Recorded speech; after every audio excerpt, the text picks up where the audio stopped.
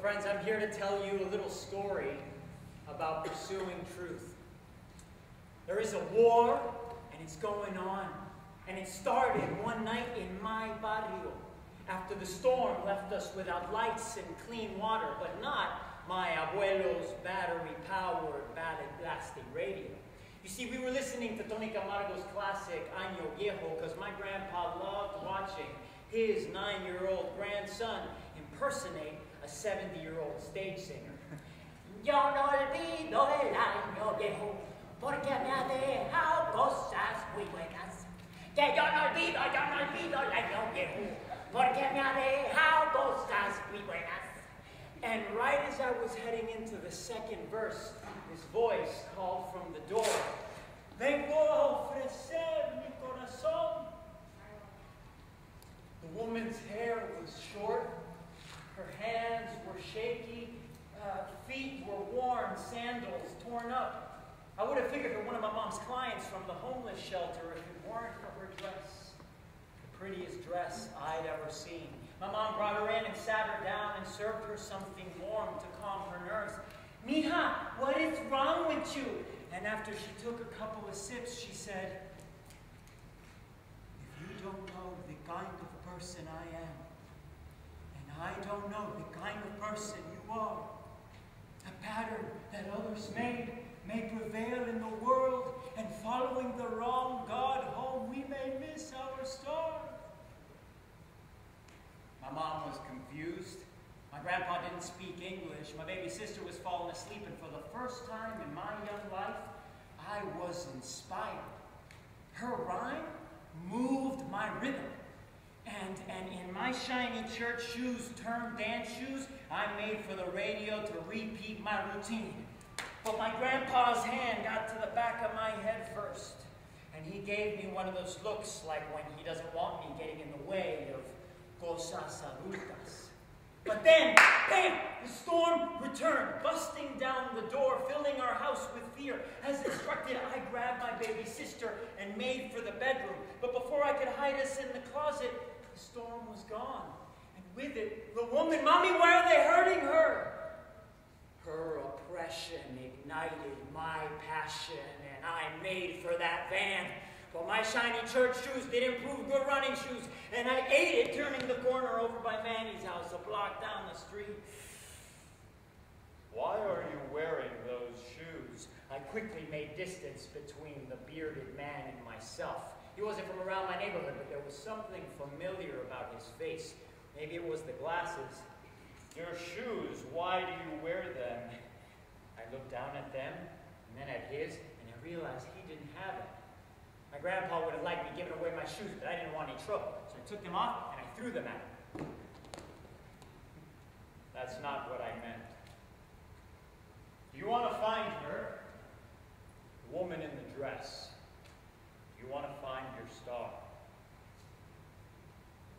I was shook.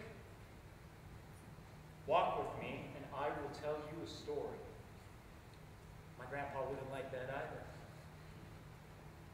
walk with me. So I did. His name was Wisdom, a.k.a. Wilfredo, and he knew her well, the woman from that night. You see, he had given her that dress because prior to stopping at our door, no one had given her a helping hand, and he knew the dress would get her some attention. I wanted to know what it was that she was looking for. Everyone is on a journey. Sometimes the sky is clear, the sun is warm, and west is obviously that way. But most of the time, the fog is thick.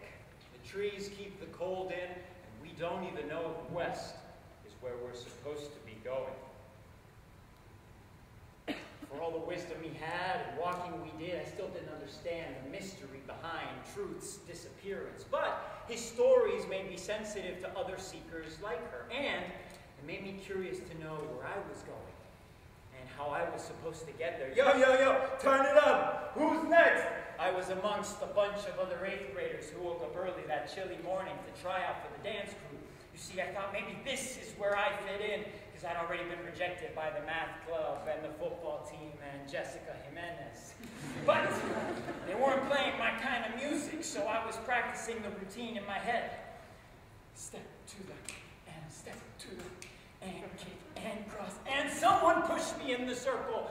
I wasn't ready. Yo, you gonna do something? Show us what you got. Okay, so I step to the, and step, but I couldn't do it. Get out of my way! And I made for the back of the auditorium.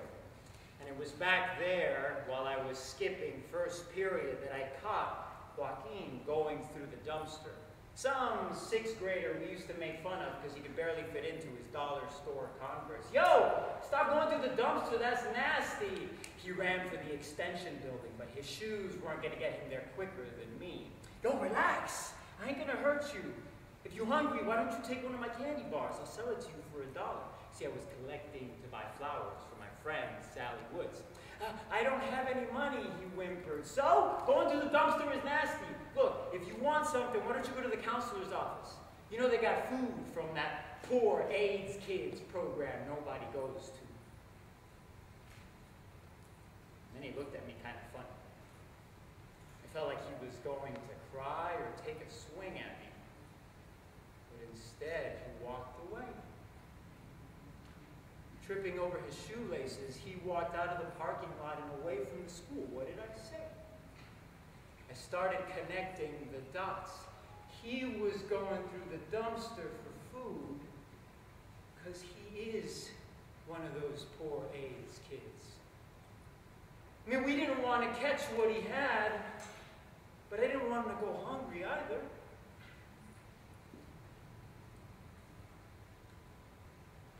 Why don't you take some of your collection money, go buy him a pair of shoes and listen to his story? Man, what does his story have to do with anything? Why do I gotta buy him shoes? You know, my grandpa wouldn't like me going to be with him knowing what he has. His disease might be something he carries with him on his journey, but it's not his purpose. And it won't be what defines him in the end. Buying him some shoes might make his walk a little easier. And listening to his story might help you find your star.